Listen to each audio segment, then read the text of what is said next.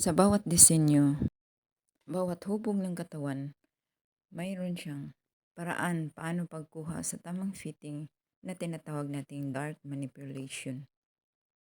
Ang dart manipulation karaniwan tinuturo lang ng mga designer. Kung gusto mong matuto, ito na ang tamang channel na dapat mong pakinggan. Dahil ituturo ko sa inyo kung paano ang aftermath ng dart manipulation.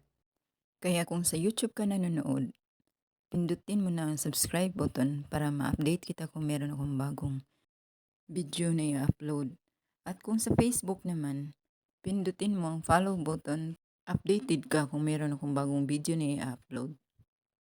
Simula sa araw na to, tuturo ko sa inyo kung paano ang tamang paraan sa pagkuha ng dart manipulation. Tulad nitong mga gown na nakikita nyo, ang dart manipulation ay nagdidepende siya sa sizes ng magsusuot at sa disenyo ng bawat gown.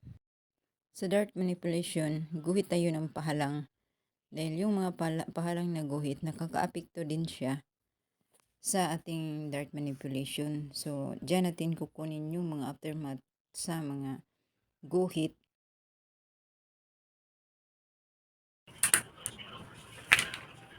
One and one half. 9 and 1/2 sa bust point. Dito 1 and 1/2 sa shoulder line siya.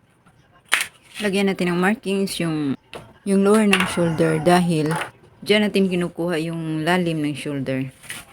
Dito yung bust line, dito natin ilagay yung sukat sa 1/4 ng bust line. From shoulder down is upper waistline. Down is 1 inch for the upper waist.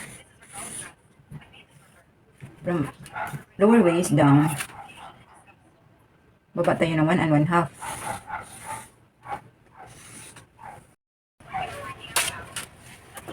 From lower waistline, down is 1 and 1/2.